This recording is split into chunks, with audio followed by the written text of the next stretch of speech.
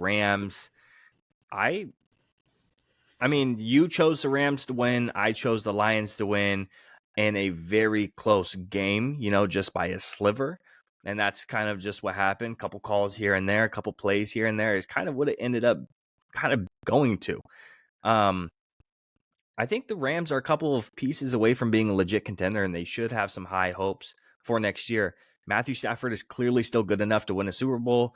Kyron Williams is a stud. Puka Nacua is a bona fide number one. Aaron Donald will probably be back for another season, which helps young stars like Kobe Turner, their defensive tackle. The Rams have a first-round pick.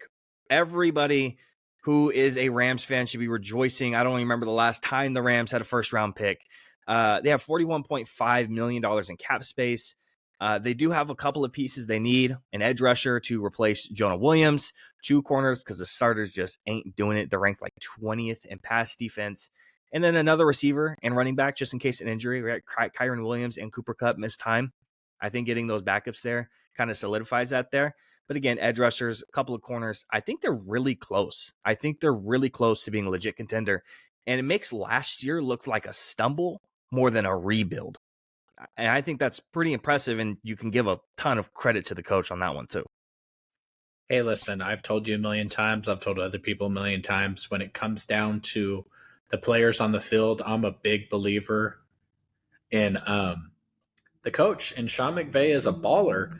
And Absolutely. That's why these teams that aren't that, if they had won and gone to the second round of the playoffs and maybe won another playoff game, it might have been one of the best coaching jobs we've seen in the NFL in a long time, because they were really hurt. They're missing pieces. But anytime you have a bona fide star as your head coach and a bona fide Hall of Fame talent as your quarterback, they're always going to be a threat. They got to upgrade a couple things defensively and try to find another option on offense, just because I don't think at this point in his career you can trust that Cooper Kupp is going to play all 16. Yeah.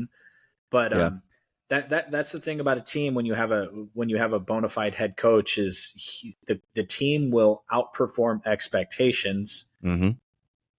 And you saw a couple losses this past weekend where teams underperformed, and I blame that on coaching. When your team's not ready to go, I blame the coaching. Yeah, no, absolutely. I think it's impressive, right? And we talked about it when we talked about our awards video, which if you're on YouTube, go check out the awards video, our predictions and our picks for the 2023-2024 award winners. We talked about the coach of the year, and Sean McVay was somebody that you brought up, I believe. And it's just, again, it's impressive. It makes last year, what were they won 3 games, 4 games? It makes it look like a stumble. Oh, whoops, accident. Sorry, didn't mean for that to happen. We'll be back. Don't worry about it. And I think they really started to find their footing kind of in that end of the season run. And unfortunately, it didn't end the way they wanted to. They were up against a team that maybe wanted it just a little bit more, like this much more, barely. I certainly don't think they got outcoached. I think that's the last thing.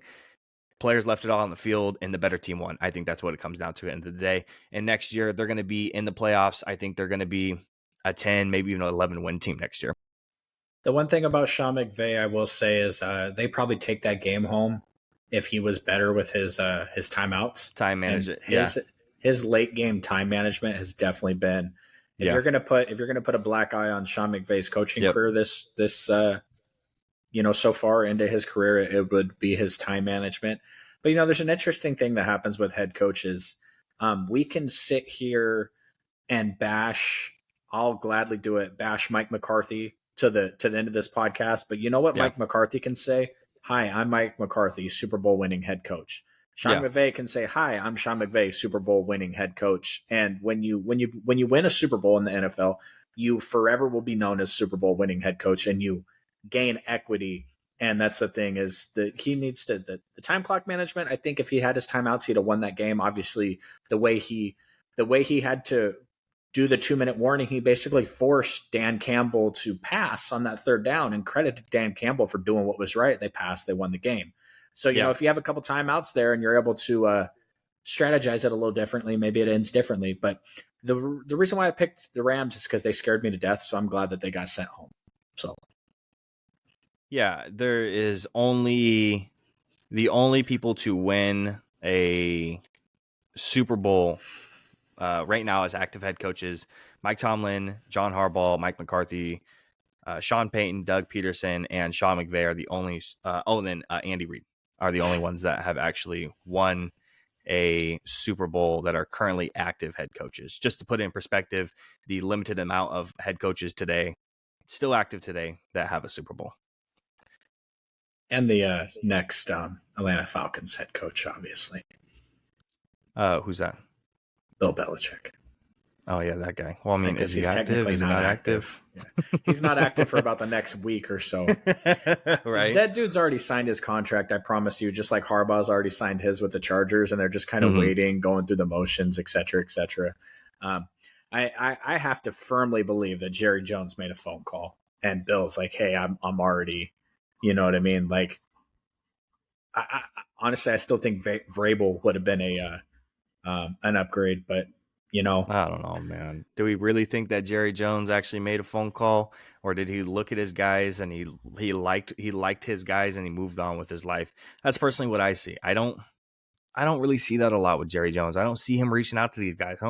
Free agents, coaching, all that stuff. I don't see him wanting somebody else. I think he's scared of change almost. That's kind of like what it is. He's scared of change. He doesn't want to make the change. And I get it. You don't want to make the knee-jerk reaction immediately firing your head coach, because that does nothing for the coach, the team, or the players at all.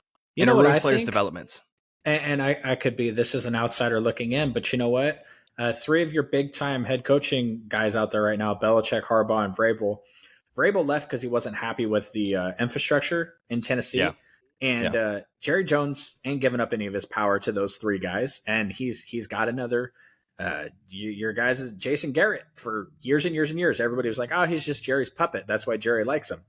I mean, maybe there's some truth to Jerry liking the quarterback or the head coach that he can control. Maybe there's not.